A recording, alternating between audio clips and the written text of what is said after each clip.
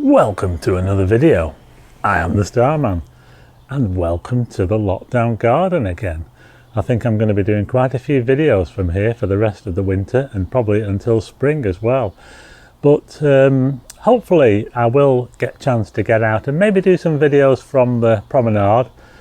If I can manage to squeeze them in. I think I'll be okay to maybe do some videos from the promenade. So we'll just have to see what I can do in the lockdown restrictions, what I can get away with. But anyway, seeing as I'm doing a lot of stuff from the garden, it's not a bad thing because it will give you an idea of what you can do from your garden, what you can see and what you can photograph.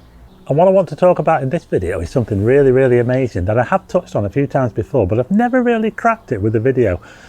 It's the amazing Andromeda Galaxy. Now you might well have heard of the Andromeda Galaxy.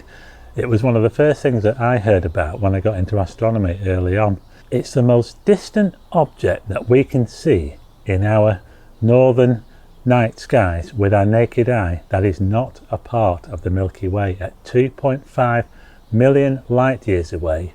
It's the most distant object visible in the northern celestial hemisphere that's not a part of our Milky Way galaxy. How amazing is that? Okay, so I'm just going to show you a photograph that I've taken of the Andromeda Galaxy using a 300mm lens and a tracking mount. And this photograph was created by doing a long exposure, several long exposures, and stacking them together with a stacking program, and that enabled us to get such detail on the galaxy. Now if you were to see it with your own eyes, it doesn't look anything like this. It just looks like a faint smudge, a small faint smudge in the sky. It's quite big, funny enough.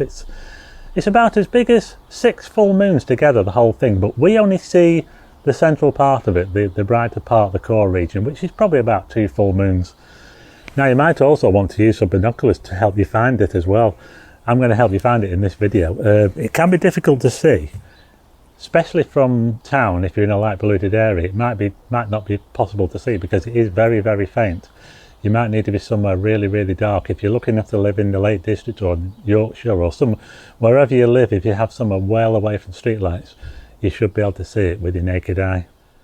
Yeah, so what I want to do in this video is just give you an idea of whereabouts it is in the sky. Now I'm filming this early January, and at this time of year, it's very, very high up, the Andromeda Galaxy. It's almost straight above your head.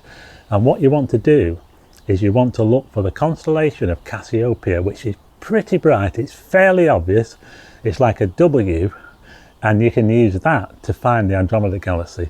And I'm just going to show you a picture on the screen now of the constellation of Cassiopeia and whereabouts the Andromeda Galaxy is in relation to that constellation.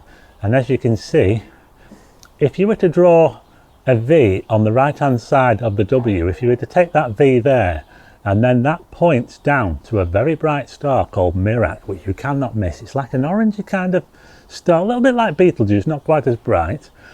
And it's very easy to see. And if you go up a couple of stars from that, very faint stars, mind, there is the Andromeda Galaxy there. And that, for me, is the best way to find the Andromeda Galaxy. And at this time of year, Cassiopeia and the Andromeda Galaxy are literally overhead. They're about 15 degrees away from the zenith early on, but it's changed. The sky changing all the time. It's rotating around a big circle. At this time of the year, in the evening before midnight, it's generally towards the west and the northwest, and it's getting lower all the time. So we want to get it as early as possible when it's fairly high up and see if we can find it then. Okay, so I just want to give you a rough idea of where the Andromeda Galaxy is before it gets dark, and then I'll come out later on and we'll try and get a picture of it, shall we? Now the side of my house faces towards the south, which is over here, and you might be able to see there's a street light there, which is a real pain for me. So that is due south over there. Pretty good actually to have a due south garden. But anyway, if I look this way, obviously we're looking west down the road. This road goes pretty much directly westwards. It's a great way to get our bearings for where to look. If I wanted to see the Andromeda Galaxy tonight, I want to be aiming up here towards the west, straight up, straight up, straight up, keep going, keep going, keep going. Almost towards directly overhead, but still more towards the westward than overhead. And that's what I'm going to be doing later on. I'm going to come out when it's dark, about 6:30. Now it might be different where you are. The sky might be a little bit different. 6:30 is when it's going to get properly dark here. Maybe about 20 past. 6:30 is when the sky gets properly dark. The sun's well enough below the horizon that the sky is as dark as it be. Now we are going to have light pollution, which is going to be a problem, but we're just going to have to do what we can do. Hopefully I can get a picture of the Andromeda Galaxy and give you an idea of where it is, and I'll show you how to take a picture of it with a wide angle lens. So now all we have to do is wait for it to get dark.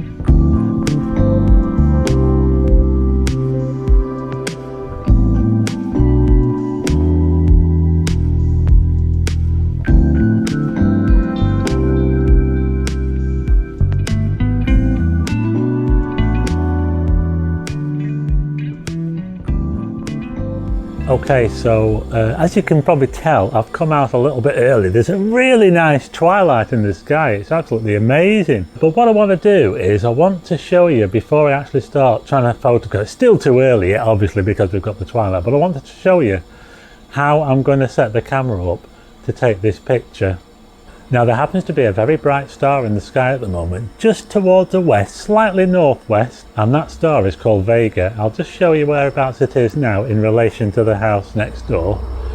Vega is part of the large summer triangle asterism, which is overhead in the summer, and you can see this large asterism, which is a collection of stars, from bright stars from different constellations that make up a large recognizable shape in the sky, and you can see this out to the west, and the Milky Way runs right through the summer triangle as well. So if you want to try a Milky Way shot, you want to aim towards that. But anyway, we're going to try and focus the camera on the bright star Vega because it's really bright, and we should be able to get focused on that, and then we'll be set up to try and see if we can capture the Andromeda Galaxy from the back garden.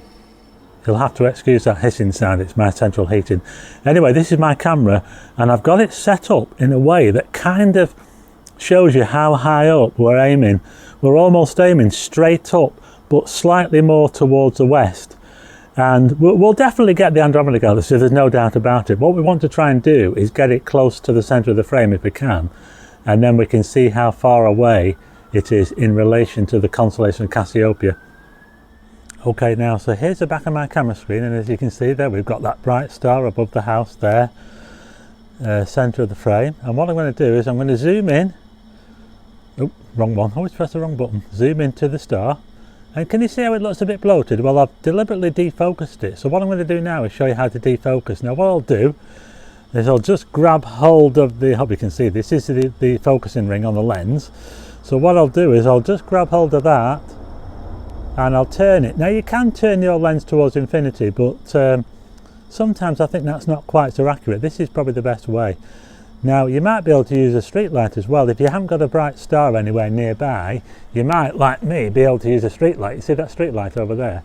Something like that to focus. But anyway, we're on this star now. See, street lights do have some use after all. So what I'll do is I'll turn the focus ring until that star, can you see how it's gone smaller? And you can actually see other stars as well there now. And then if I go even more, look at that now, we've definitely got it much sharper now. But I can go a bit further, I can go too far. Can you see I've gone a little bit too far there? So what I'll do is I'll come back, and I'd say we're probably about right there. We're probably about just in focus there. And that's it, that's how I focus. Get the camera focused on infinity.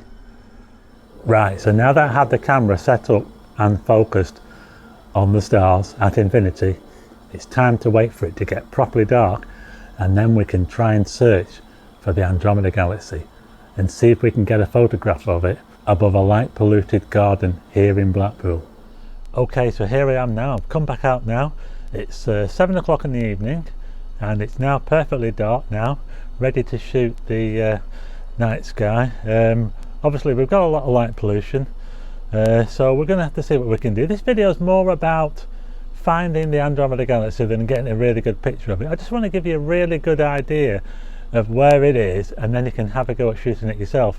And also we've got no moon in the way tonight, which is important as well, because if the moon was out in the sky it would brighten up the sky a bit and you might struggle to see the Andromeda Galaxy. So anyway, as you can see, I've got my camera here set up now, and I just want to show you the settings I've got. Now, I've already focused it, as you can see before. I focused it on the bright star Vega, and I'm pointing the camera straight up, as you can see, almost straight up. I can see the W constellation quite easily.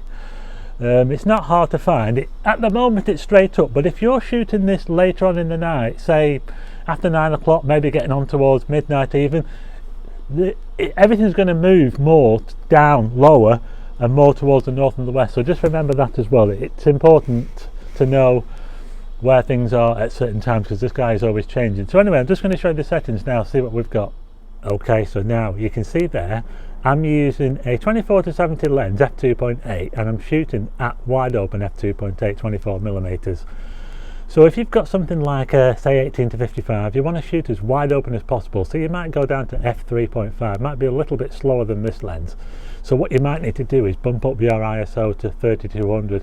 I'm using 1600, and I think that this will be good enough.